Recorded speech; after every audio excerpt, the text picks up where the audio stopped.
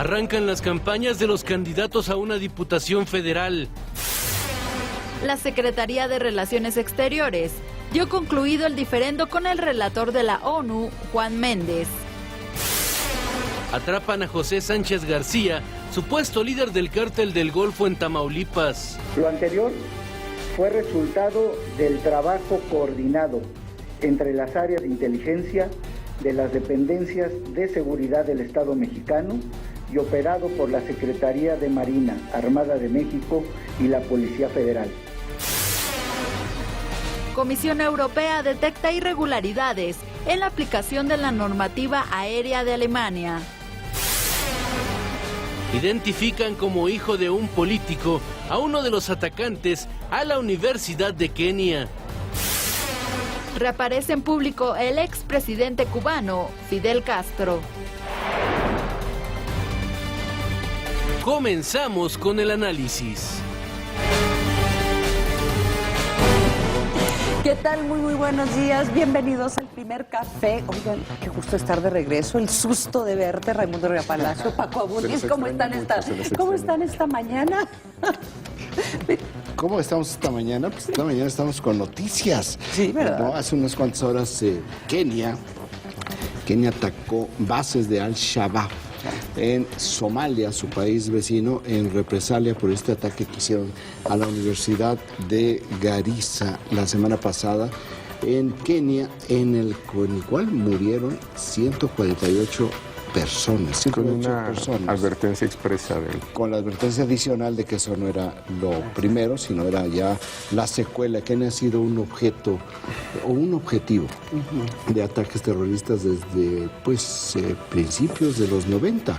Somalia durante muchos años ha sido uno de los países más peligrosos del mundo, no tanto últimamente, pero realmente la capital Mogadiscio es una capital para personas muy valientes o muy locas o que no tienen otro remedio más que tener que estar ahí por razones de trabajo, de vivienda.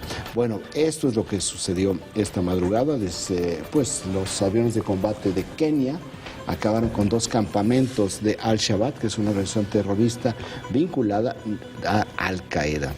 Hay que recordar que Al-Qaeda tiene su centro de operaciones desde que vivía Osama Bin Laden en la península arábiga, en toda esa región. Osama Bin Laden ya era más la marca que el operador, y en la península arábiga es donde está el centro de operaciones y el comando central de Al-Qaeda.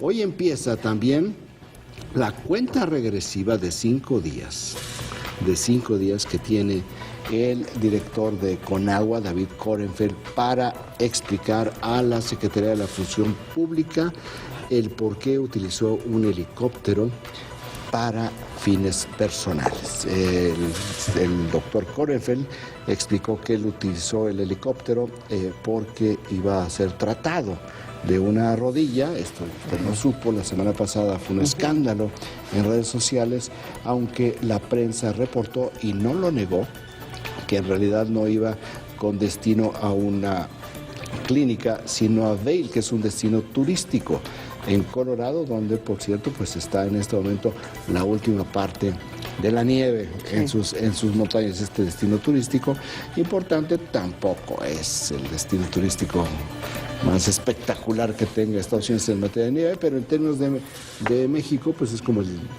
el patio trasero de la burguesía mexicana. Bueno, David Corenfeld tiene que explicar por qué utilizó este helicóptero. Ya ofreció disculpas.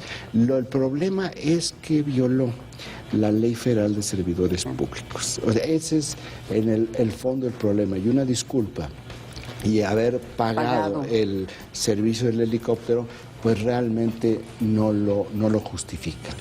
Aún si efectivamente hubiera ido a un tratamiento médico. Fíjate, las opciones que son... tampoco no ha dado a conocer ni el diagnóstico de un médico, ni el por qué tendría que viajar a Estados Unidos. Pero por la justificación pública. Sí. Bueno, el pedir perdón, pero pedir perdón no compensa todo. Por eso la Secretaría de la Función Pública lo llama a que explique, le da el margen jurídico. El golpe político ya se dio. Es muy difícil que se recupere o que salga a la función pública a decir, ¿sabes qué? Pues sí, tenía razón, ya pagó, ya se disculpó. Una multa No, creo que es que violó la suficiente. ley y la Ya. ley establece como sanción la inhabilitación. Sí. Bueno, establece el cese Puede.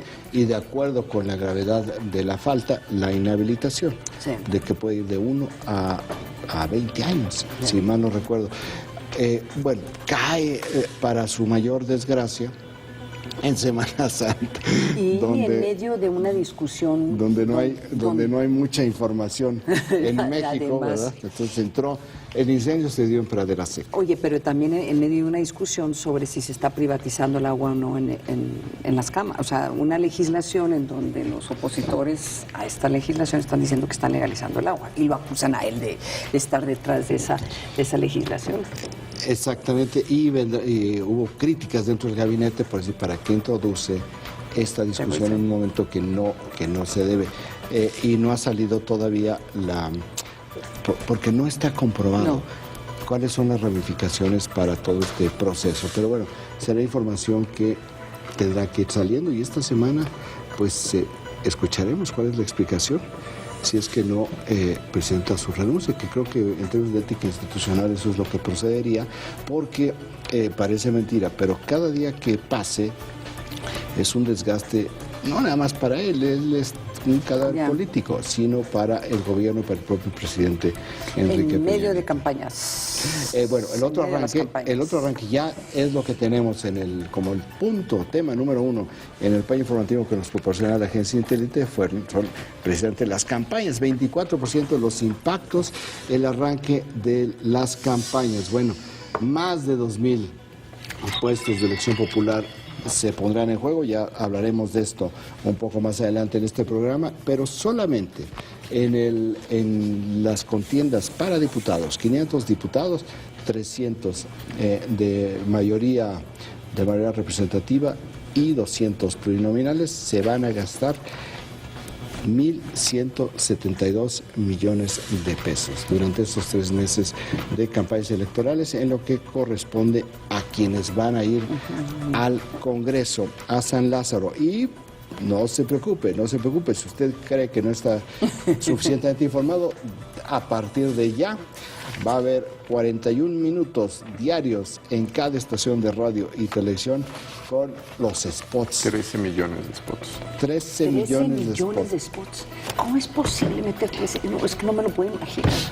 Hay muchas estaciones de radio, hay muchas estaciones de Y televisión. claro, que cuando se debatió la ley electoral, eso, ¿cómo se traduciría en dinero? O sea, sí, porque a final de cuentas, 13 millones de spots y calcúlale que cuánto cuesta un spot. Sí es un anal para las Bueno, campañas, en la ¿no? defensa de las campañas dirías que es el momento de discutir la política pública, las opciones de gobierno. Sí, hay una defensa de las campañas. El tema es el formato. El formato Perdona, es si realmente en 30 segundos te pueden explicar. Transmitir una idea. Transmitir una idea, exacto. El formato es lo debatible.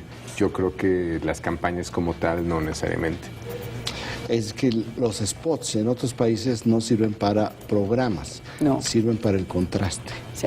Entonces, cuando dan el contraste es lo que aporta mucha información, ¿no, Paco? Así es, y de hecho hay países como Francia, como la Gran Bretaña, donde los spots tienen una duración mínima de 1 minuto, minuto y medio, hasta 2, depende de la campaña, precisamente porque en menos tiempo no explicas mucho.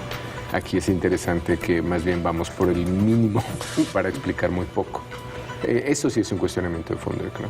Y es un cuestionamiento de fondo que no se ve la posibilidad de que vaya a haber un cambio importante alrededor de eso. O sea, va a ¿Y ser... por qué se va a ver si acaban de pasar la ley? Pues por eso, la por reforma eso, política. Por eso. O es pensar que mayor frecuencia te da mejor comprensión.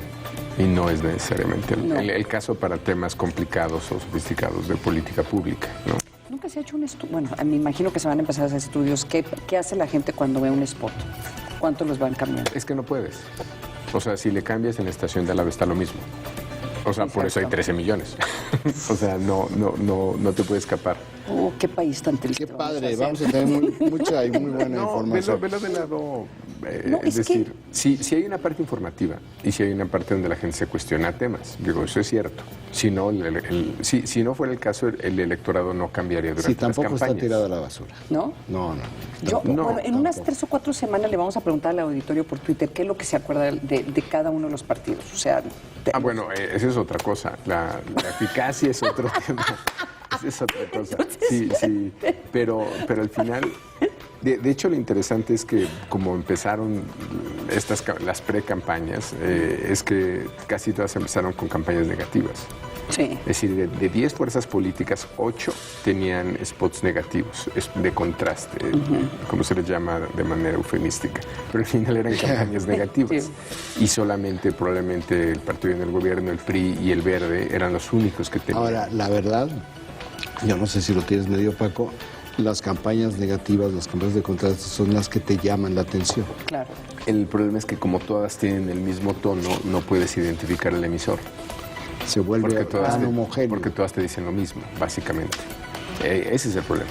Y eso, a ver, si todas te dicen lo mismo y tú dices 8 de cada 10 y excluyes, Bueno, así empezaron. digamos, excluyes al PRI Y al Verde. y al Verde, podemos asumir que las 8 van fundamentalmente contra el PRI y el Verde. Sobre todo contra el PRI. Partido en el poder.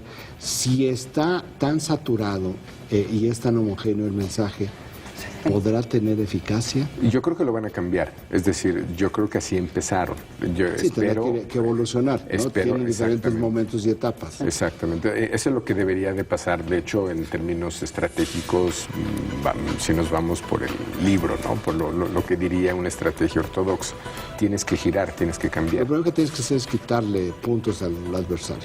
Y bueno, y tienes que identificarte. O sea, ¿quién eres tú? O sea, ¿por qué razón tú eres distinto al otro que critica? Y ahí se vuelven muy útiles los jingles, la música, Exacto. colores, soy turquesa. Que son recursos de recordación, ¿no? Ya les vamos a platicar sobre los spots, sobre la estrategia, sobre este Sí, tipo de ¿verdad? cosas que no se ven, que fueron parte de la estrategia. Ya aquí lo iremos conversando a lo largo de estas campañas. Segundo tema en el plan informativo de la agencia Intérite, 23% de los impactos de la Secretaría de Relaciones Exteriores, tal como comenzó este debate con el relator de las Naciones Unidas sobre si existe o no tortura generalizada en México, lo cerró ayer con un documento muy puntual donde la Cancillería establece una serie de contradicciones con el relator. Bueno, esto es lo que cierra la Secretaría de Relaciones Exteriores. Vamos a esperar si el relator de Naciones Unidas decide también cerrar este capítulo o responde al último comunicado de la Cancillería mexicana. Que es interesante la discusión porque son problemas de términos, Sí. y del uso de términos y de metodología. Sí. Es decir, Sí, que son temas de fondo. no es una discusión cosmética No. ni es epidémica. Vamos a hablar sobre este tema también un poco más adelante en el programa. Y 22% de los impactos. César Camacho, el líder del PRI, se va contra los opositores, contra el clientelismo de los opositores. Aquí, si no son los spots, Paco es el dirigente del PRI nacional, el que arranca la campaña con una crítica a los opositores y dice que van a ganar en todos lados, dice. No dijo que van a tener un carro completo, pero dice que va a tener muy buen comportamiento a lo largo de esta campaña electoral. 17% de los impactos. Ayer el Departamento de Comercio de Estados Unidos dio a conocer todo el balance de la relación con varios países en términos de importación de petróleo, y lo que dice el Departamento de Comercio, o de acuerdo con las cifras del Departamento de Comercio, en el primer bimestre del 2015 los ingresos de México cayeron porque se redujeron las exportaciones de petróleo a Estados Unidos en un 51.4%, lo que significa 2.547 millones de dólares. A esto hay que añadirle, de manera marginal, pero no hay que dejar de señalarlo, porque además también es algo que sucedió el 1 de abril y que sigue en este momento desarrollándose como un problema, como un siniestro, es el incendio en la plataforma de Apcatún Alfa, en la sonda de Campeche. Es una plataforma de Pemex donde se están perdiendo diariamente 9.9 millones de dólares de crudo que se quema. Están tratando de controlar este incendio que empezó el 1 de abril y todavía va a durar unos 10 días más. No es por mucho el peor siniestro en una plataforma petrolera. Hay que recordar el problema del Ixtoc, allá en los 70s, este pozo petrolero en la sonda de Campeche. Ese es el mayor tal vez, ¿no? Fueron como 180 días. Tuvieron que traer expertos de todo el mundo para poder controlar el fuego. Fíjate, ¿y cómo cambian las cosas, ¿no? Hace algunos años cualquier percance en una de las plataformas aquí en México afectaba el precio del petróleo a nivel mundial. O sea, había una gran preocupación de por lo menos algunas horas hasta que hubiera claridad de que cuál era el impacto, ¿no? Y ahora no, en parte por la caída del precio del petróleo, pero en parte porque ya hay otros jugadores importantes. Estados Unidos mismo, México recupera su tercer lugar como el principal abastecedor de crudo a Estados Unidos y cae aún así la venta. O sea, te habla mucho de qué tanto petróleo y gas natural está produciendo Estados Unidos. Esos datos del Departamento de Comercio sí son sorprendentes, porque también hay que considerar que con la devaluación del peso, es muy interesante, o sea, se puede exportar más productos mexicanos. El año pasado estaba el gran frío, gran frío prolongado, que no es lo que está sucediendo en este momento, y aún así fue menor la venta de petróleo este primer trimestre que el pasado. Bueno, con 14% de los impactos, el último tema de este país informativo, pues el payaso Lagrimita finalmente no tuvo el registro porque él quería contender por la alcaldía de Guadalajara como candidato independiente. Le faltaron menos de 1,000 firmas, porque las 1,000 firmas que, el Instituto Nacional Electoral le rechazó 983 firmas, si mal no recuerdo el dato preciso, que dicen no se pueden validar. ¿Cómo validar? Bueno, que pudieran demostrar que las personas que firmaban, pues sí eran personas de carne y hueso, que no eran muertos. O sea, por que eran 1,000 firmas. Pues la ley es la ley. De hecho, no eran tantas firmas, 5,000 en principio, comparado con un candidato a gobernador. En un principio, 25,000. En un principio le rechazaron 5,000, 6,000 firmas, ya, esas eran, que las volvió a juntar, y al final el Instituto Electoral dice, no, aquí hay 983 firmas que no se pueden validar, por lo tanto no se le da el registro. Ahora, la forma en que él da la conferencia de prensa es en un escenario de conspiración. Es decir, se lo atribuye a los otros candidatos. Que le tenían miedo. Ajá, eso es su argumento, ¿no? Pero finalmente, pues el instituto local, más que el INE, ¿no? El local. Se llama Instituto Electoral y de Participación Ciudadana, que lo cuestiona también de manera frontal. Es decir, cuestiona a la institución y a los partidos. Ahora, lo políticamente correcto sería irse con el débil. Finalmente, mexicanos somos, ¿verdad? Pero bueno, si no pudo conseguir las 25,000 firmas, quién sabe cómo le iba a ir en la campaña, Paco. Sí, pero si estamos hablando de 900 y pico de firmas. 200, sí. Va a ser interesante que él vaya y demuestre que sí las tenía. Creo que al final las 5,000 que mencionas fueron las que se cuestionaron más, porque fueron las que presentó como paquete, ¿no? Es que presentó nada más la firma, y dijeron, no es nada más esto, tiene que venir apoyada, y las presentó y prácticamente pues logró documentar el mismo volumen de firmas que ya tenía. Pero bueno, esto es lo que tenemos en el PAI informativo de la agencia internacional. En términos de columnas nada más, el tema de Korenfeld lo tratan más o menos 10% de los artículos el día de hoy. El informe del relator de Naciones Unidas otro 10%, 9.4%, y el tema de elecciones 12.5%. Se concentra casi el 30% en estos tres temas que son con los que iniciaste, Ray.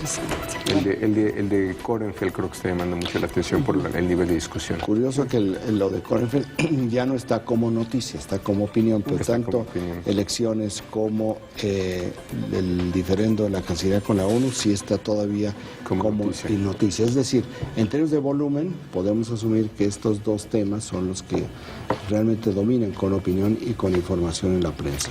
Bueno, con eso iniciamos la semana, iniciamos todo este proceso de campañas, iniciamos el primer café, nos vamos a un corte, no se vayan.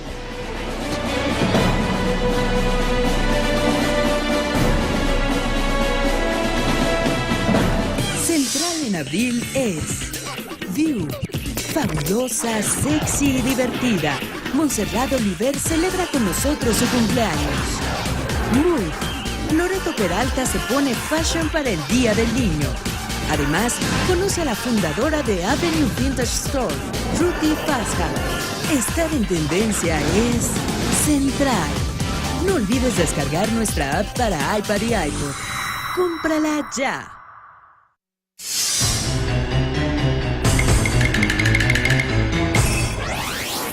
Autismo. 1 de cada 300 niños en Latinoamérica lo padecen. 6.300 mexicanos nacen con autismo al año. El dato útil para comentar en el café.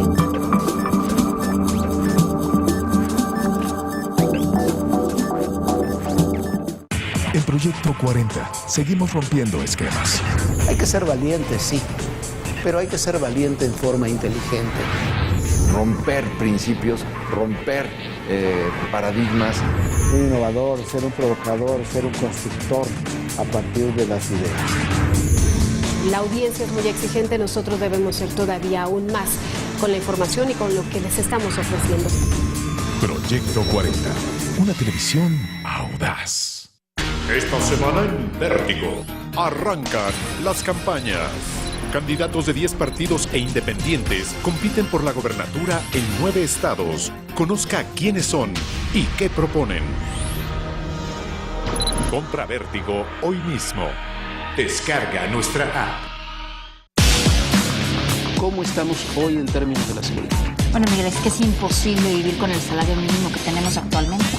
¿Hubo enfrentamientos en Iguala? Es tu derecho preguntar y su obligación responder. Jorge Fernández Menéndez y Viviana Belsazo cuestionarán audazmente a los rostros del poder lo que tú quieres saber. Aquí todo es personal. Lunes a viernes, 21 horas. Proyecto 40. Sabemos que 90 minutos no son suficientes. Que este magno momento te gustaría vivirlo por siempre. También sabemos que no importa contra cuántos ni contra quién te enfrentes, porque tú eres mejor. Y porque solo nosotros compartimos tu pasión. Café Deporte Express. Ser audaces es nuestro deporte. Lunes a viernes, 19:45 horas. Proyecto 40. Al pensar en ángeles, de inmediato pensamos en la Biblia. ¿Son estos seres alados mensajeros de Dios? Existe una enorme cantidad de evidencia que sugiere que los ángeles no fueron inventados por el cristianismo. ¿O una especie de otro planeta? Básicamente es un extraterrestre de carne y hueso mal interpretado, que visitó la Tierra hace mucho tiempo. Alienígenas ancestrales. Caleidoscopio. Contenido audaz y entretenido. Lunes 17:30 horas. Proyecto 40.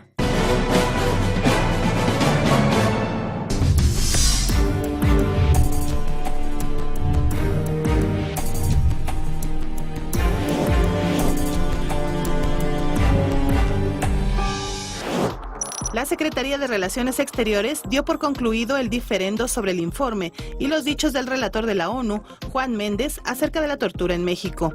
En un comunicado, la dependencia buscó finalizar la controversia derivada de las conclusiones de Méndez, tras asegurar que nuestro país está abierto al escrutinio internacional. En su mensaje, la Secretaría reiteró sus discrepancias con el relator, pero afirmó que México rendirá cuentas ante el Consejo de Derechos Humanos sobre el cumplimiento de sus obligaciones internacionales y de las recomendaciones contenidas en el informe del relator. Se había mencionado que Méndez realizó visitas a centros penitenciarios y de readaptación para menores, así como a estaciones migratorias sin previa cita y con muy poco tiempo de preparación.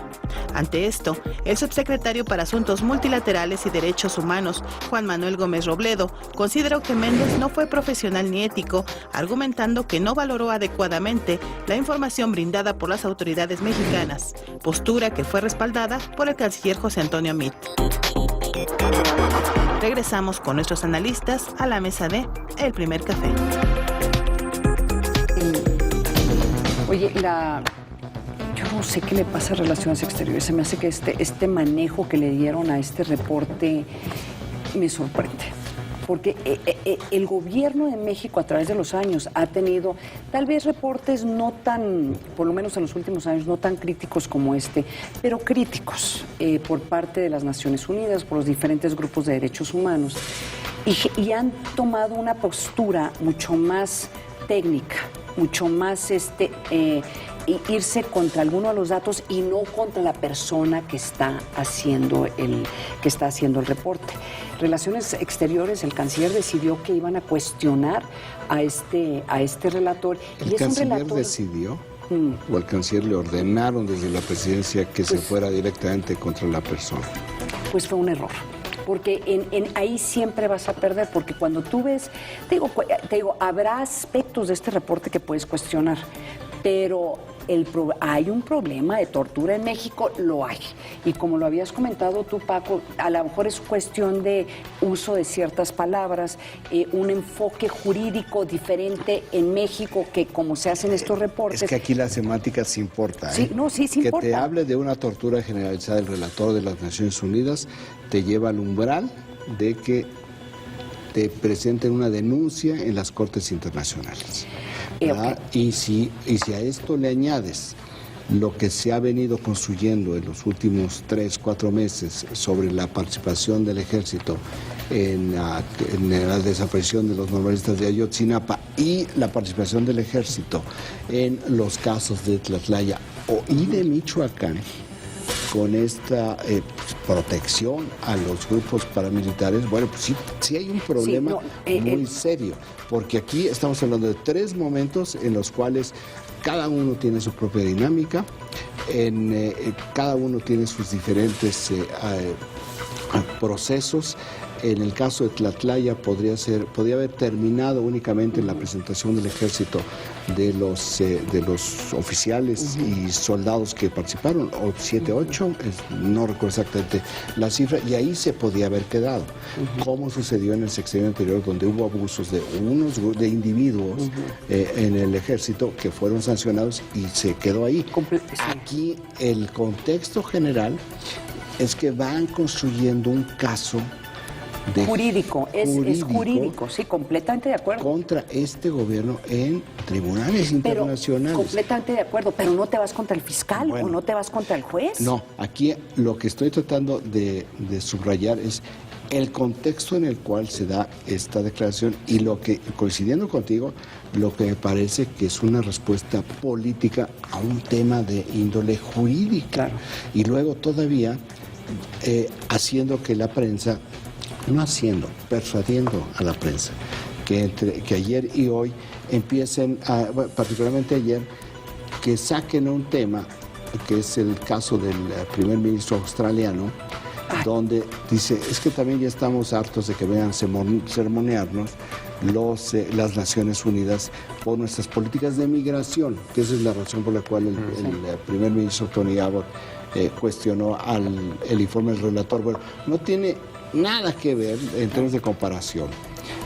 una crítica sobre políticas de migración que no es lo suficientemente abierto y no ha sido suficientemente veloz en función de lo que había acordado, que este tipo de problema. Yo creo que esta es una reacción política que a mí lo que me parece es, o lo que me muestra más bien, es un signo de alta preocupación por lo que ya están viendo que se está configurando en órganos jurisdiccionales internacionales. Y te voy a decir cuál es el otro problema de esto, que el que da la posición de México en una parte sí tiene que participar Relaciones Exteriores. ¿Por qué? Porque estamos hablando de un organismo internacional. Pero el que tiene los datos, el que tiene la responsabilidad, el que tiene la información, el que verdaderamente es Gobernación, y Gobernación no ha dado la cara en esto, para nada.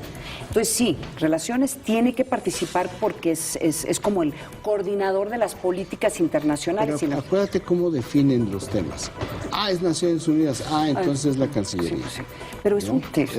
Es igual, es un asunto municipal, que lo resuelvan en Iguala. Así es que es un problema de método. Sí.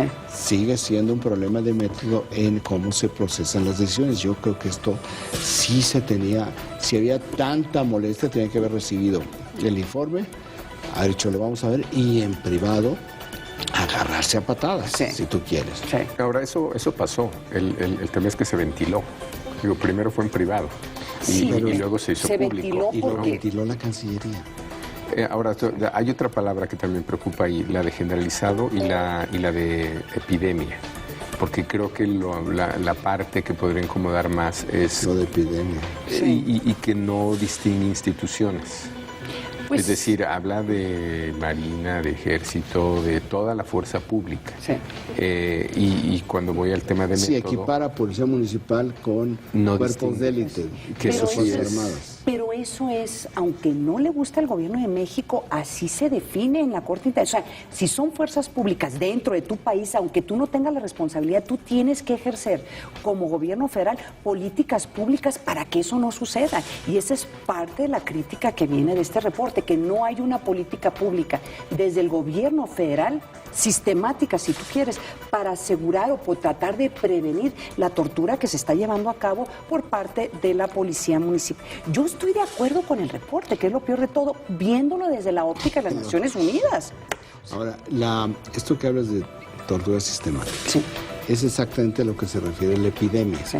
Cuando ya es una epidemia es que ya la traes sin control, es decir, está creciendo la parte negativa, que yo estoy de acuerdo también, esa palabra les debe haber generado un ruido espantoso porque si dices, aquí hay un patrón sistemático. Cuando se establece un patrón sistemático, entonces si te sientan en el banquillo los acusados allá en Arusha y te dicen, sí es cierto, aquí es un genocidio como en Ruanda en 1994-96. Y lo que podía haber hecho la Cancillería, pero no lo puede hacer la Cancillería, debería haber sido la Secretaría de Gobernación, decir, a ver, relator, denos ejemplos específicos y nosotros claro que lo vamos a investigar porque el gobierno de México no tiene una política de tortura, o sea, reaccionar como lo han hecho en el pasado, que es decir, a ver, denos los datos duros y nosotros con los datos duros vamos a asegurar que primero verificar la información y sobre todo implementar políticas para que no sea desde la óptica de las Naciones Unidas y las Cortes Internacionales una política sistemática de tortura. Los términos que son casi estadísticos, ¿no? ¿Qué significa generalizado? ¿Qué significa epidemia? El cuestionamiento está porque en principio solamente esta evaluación hizo sobre 14 casos que evalúan 107 mexicanos. ¿Cuánto es suficiente? O sea, en términos de evidencia, ¿cuánto es suficiente para cuestionar una institución? Estadísticamente, ¿cuánto es suficiente? Yo creo que no es un tema estadístico, por ahí voy. Es un tema de basta un caso, ¿no? Así diga el gobierno que es por error, bajo los estándares de Naciones Unidas, para aplicar estos términos. Y que entonces... Es ahí donde viene el debate. Pero uno no podría ser generalizado. Es ahí donde viene el debate. Si son 107, dices, aquí ya estamos hablando de otra cosa. Y lo más importante es qué hizo el gobierno mexicano en esos 107 casos, y es ahí donde le critican. Donde está la falla es que no lo hizo. Que no lo hizo. Ese es el problema. Ese es el tema. Oye, ahora, la otra parte es, hemos visto este debate, bueno, no es un debate, se subieron al cuadrilátero, se pusieron los guantes y se dieron con todo. Pero nada más el relator y nada más la Cancillería. A donde voy es por qué se quedó solo el gobierno mexicano. ¿Por qué la Comisión Nacional de Derechos Humanos no dijo, bueno, aquí hay una serie de matices, aquí se está haciendo esto, hay estas críticas puntuales? No dijo nada. No hay ninguna respuesta de nada, ningún apoyo de nadie. No hay apoyo de legisladores del PRI, no hay un apoyo del sector priista en la Comisión de Relaciones Exteriores del Senado, no hay una reacción de ex cancilleres, no hay una reacción de nada. El único que se sumó a la crítica, pues realmente porque tenía que hacerlo, seguramente le dijeron, oye, despiértate y empieza tú también, es el embajador Jorge Lo Mónaco, que es el representante ante los organismos técnicos de las Naciones Unidas. Gobernación ni siquiera reaccionó. Pero me voy más, es más allá del gobierno, o sea, estoy de acuerdo, es más allá del gobierno, es en dónde está el consenso del gobierno, que una vez más está totalmente solo en esta discusión. Ahora, fragmentado. Alexia Barrios. Porque entran en discusiones particulares, ¿no? Digamos, no sé quién le respondió a Krugman. Alexia Barrios nos manda un mensaje, dice, hola Alexia, el problema es que el relator de la ONU habló como activista de Human Rights Watch, no como relator ante medios, no en el informe. O el otro cuestionamiento que hace que también es importante, ¿era conveniente que Cancillería quedara callada ante expresiones mediáticas y temerarias del relator? Pues la Cancillería, pero entonces no lo subas. Si tú tienes que reaccionar, sí, pero lo mandas al director. Es de fondo, y si es que es una buena pregunta. Dado lo que está pasando. Tú eres consejero presidente, ¿qué dices? ¿Quemamos nuestro fusible, que es el canciller? No. Oye, saquemos al director, diputados, sí. Saquemos la parte política, que expresemos nuestro punto de una manera abierta. Tú dices sí, pero no la Cancillería. No, la Cancillería en todo caso que hable directamente con Naciones Unidas. Bien, estamos muy inconformes con este informe por este tipo de inconsistencias, lo que ha venido señalando. Y no nosotros queremos tener una sesión con ustedes y queremos tener una sesión con él y discutirlo esto en privado. O sea, tú no puedes tener a tu fusible, que es el secretario de Relaciones Exteriores, que es la primera instancia. Es un asunto de instancias. El secretario de Relaciones Exteriores no tiene por qué ser la primera instancia. En dado caso, tiene que ser la última instancia. Y si es la última instancia y no funciona, lo quemas. Eso es lo que hizo Luis Echeverría con el canciller Emilio Rabasa. Cuando Luis Echeverría decidió que iban a votar, México iba a votar, que el sionismo era una religión racista. Bueno, así votó México en las Naciones Unidas y hubo un conflicto diplomático, político, económico monumental. ¿Quién pagó esto? Pues el canciller. Con eso apagaron el fuego. Ese es el fusible. Pero no puede ser, tú no puedes llevarlo a hacer sí lo haces como Estado, pero en otra instancia. Bueno, tenías tú muchas posibilidades previas como instancias para ir agotándolas. Con la misma virulencia, con la misma información de confrontación directa, inclusive el embajador Lo Mónaco, que él podría haber sido la voz cantante, y entonces tu fusible es pequeñito. Pero llevar al desgaste al secretario de Relaciones Exteriores a este nivel, dices, bueno, pues ¿qué les pasa? O sea, ¿por qué no se amarran el hígado un poco? Piensan ligeramente más frío y acuérdense, esto no es México, donde los recursos políticos de la presidencia son vastos y pueden hacer muchas cosas y pueden matizar muchas cosas. No, aquí estamos hablando del gran tema de los últimos 60 años en el mundo. Ni más ni menos. Y luego se siente mal que no los entienden, nadie los comprende. Vámonos a un corte. Oye, ¿qué será?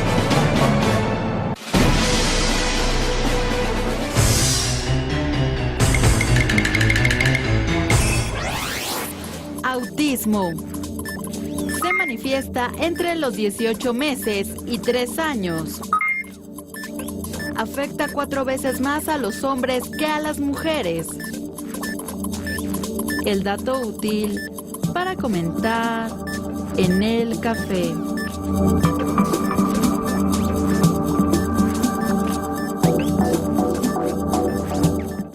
Eructar en la mesa. Eructar en la mesa cuando comes con árabes. Algunas cortesías nos hacen ganar puntos, otras perder algo más que el afecto. ¿Cómo nos recibió Moctezuma a los españoles? Regalándoles mujeres, regalándoles vestidas, dándoles... Obviamente los españoles aprovecharon esto y los atacaron por la espalda y los mataron. La cortesía mexicana, el refugio de los conspiradores. Martes 22:30 horas. Proyecto 40. Ir al cine es todo un viacrucis. Largas filas para adquirir tus boletos. Mucha espera para comprar las palomitas. Nunca falta el niño que llora. ¿Quién habla por celular? O quien le pega a tu asiento. El cine se tiene que disfrutar. Hazlo desde la comodidad de tu casa de lunes a viernes a las 15 horas. Cinema 40. Una mirada audaz al séptimo arte. Para ser un buen restaurador, uno debe ser muy cuidadoso. ¡Oh, no! 2. Dedicarte 100% al trabajo. Hola, amigos, ¿puedo sentarme aquí? Te simpatizo, ¿cierto? 3. Tener una imaginación muy audaz. ¿Qué diablos hiciste? Tyler, a veces solo debes pensar. Los restauradores. ¿De dónde diablos saqué a estos sujetos? Nuevos capítulos. Viernes 22 horas. Proyecto 40. Soy Mónica Patiño y salvo vidas.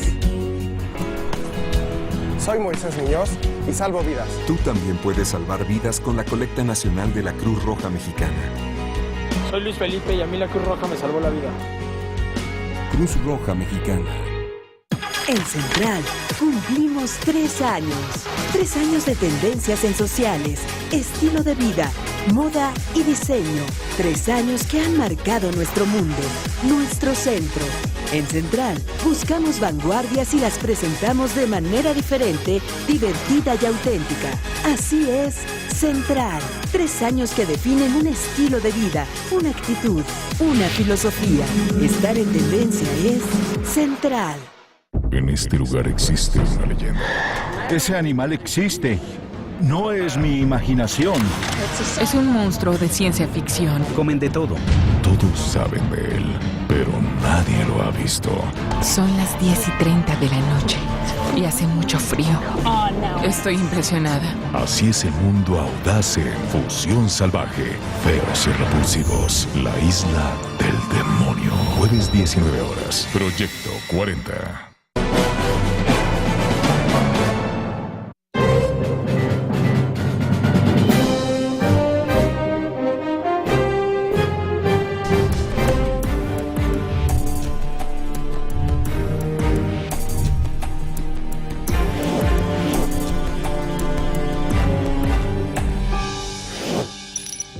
Ayer iniciaron oficialmente las campañas electorales de los candidatos que buscan una diputación federal. Los participantes contarán con 60 días para realizar actos de proselitismo. Tendrán hasta el 4 de junio para atraer el voto de los electores. El Instituto Nacional Electoral aprobó el registro de 4.496 aspirantes. 2.694 se registraron por el principio de mayoría relativa y 1.852 por el principio de representación proporcional. En esta ocasión, la paridad de género cobrará una mayor importancia, ya que del total de los candidatos que contenderán por un curul, 2.248 son mujeres. La voluntad política que prevaleció en el Congreso de la Unión para impulsar y concretar 2 reformas constitucionales y legales que hacen que este proceso electoral sea histórico. Por un lado, evidentemente, la paridad en la postulación de candidatas y candidatos. Por otro lugar, la participación en este proceso electoral de candidatas y candidatos independientes. Pero esto no es lo único que está en juego. Además de los 500 diputados federales, se renovarán 9 gubernaturas, 641 diputados locales, 993 alcaldías, así como los 66 legisladores de la Asamblea Legislativa del Distrito Federal y las 16 delegaciones de la capital del país. Es decir, más de 2,000 cargos de elección popular.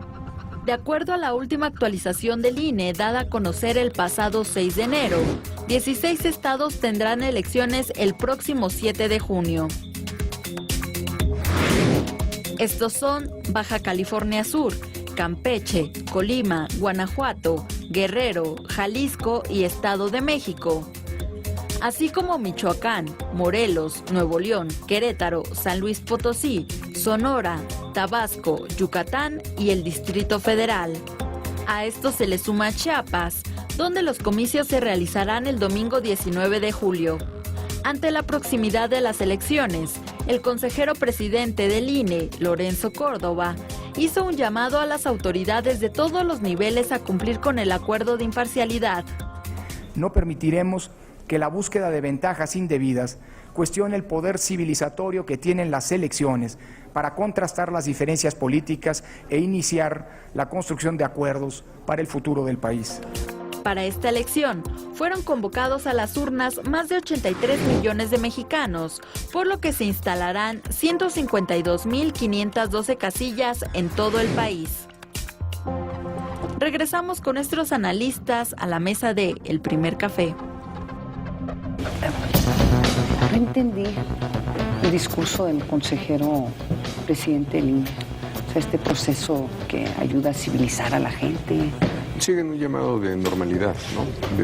Y ya critica por su nombre a un actor, ¿no? Que es la coordinadora.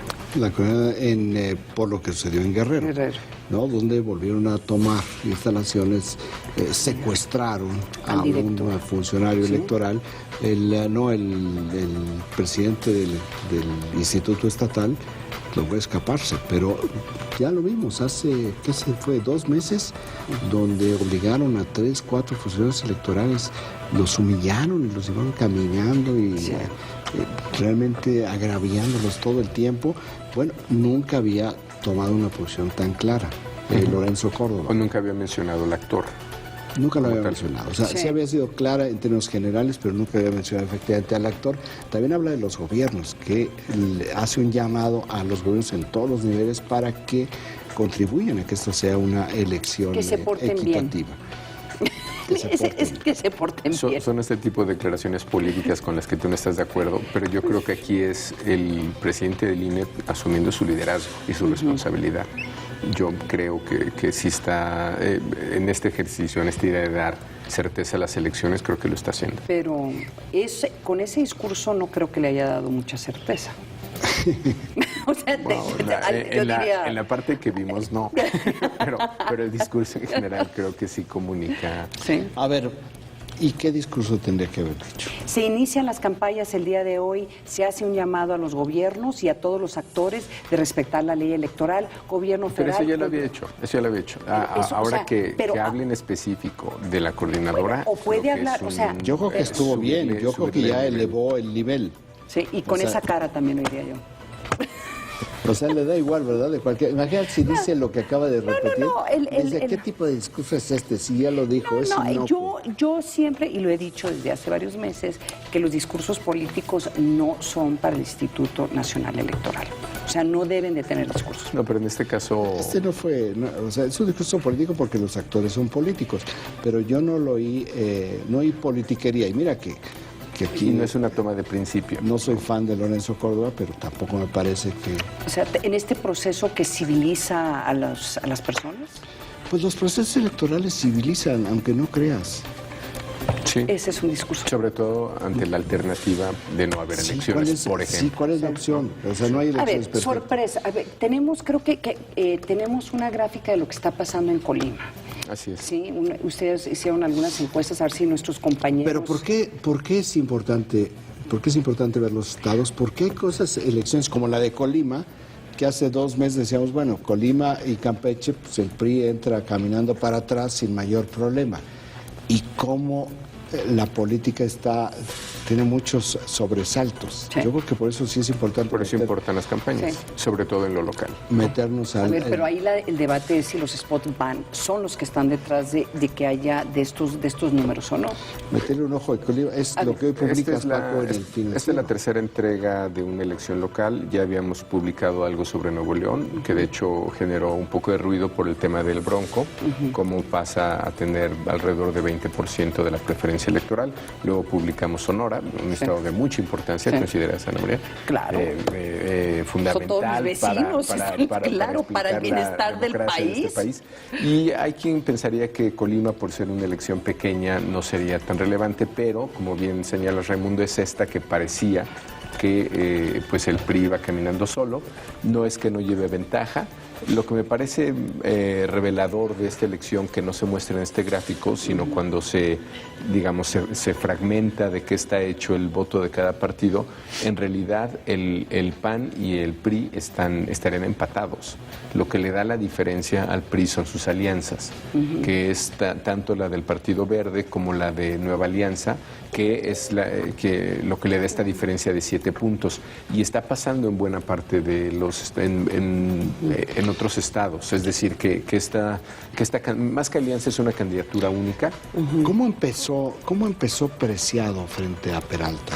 Pues para empezar, no lo conocía mucha gente. Yo creo que el ex subsecretario José Ignacio Peralta le lleva todavía niveles de conocimiento probablemente unos 20 puntos, es decir, él ya está como en 80 y Jorge Luis Preciado está como en 60, es decir, existe todavía la posibilidad de que crezca Preciado, nada más por niveles de conocimiento.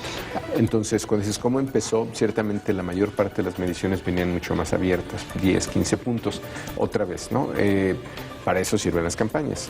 O sea, y casi todas tienden a lo mismo. He llegado a ver algunos de los spots de Jorge Luis Preciado y me llama la atención, bueno, me dan mucha risa, pero qué bueno que no voto en Colima, pero me da mucha risa, pero al mismo tiempo pienso qué tanto impacto está generando en la población, porque son spots en los cuales prácticamente se viste en función del auditorio al cual quiere llegar.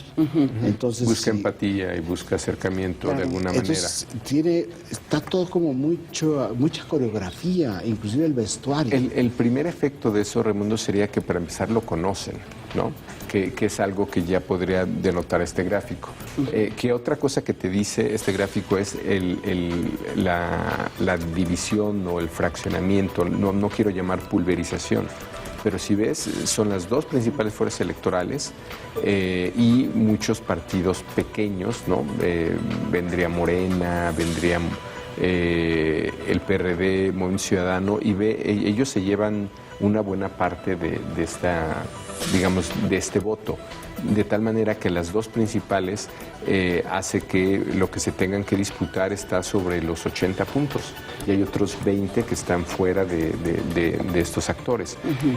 Lo que señalas como la campaña o lo que mencionas, lo menos que te da, más allá si es buena, mala, es que te conozco. Te voltean a ver. A ver. Sí. Y eso ya es lo que empieza a igualar la circunstancia. Y hasta este momento el PAN, que había amenazado que iba a usar esto como plataforma de campaña, era revocar la reforma fiscal.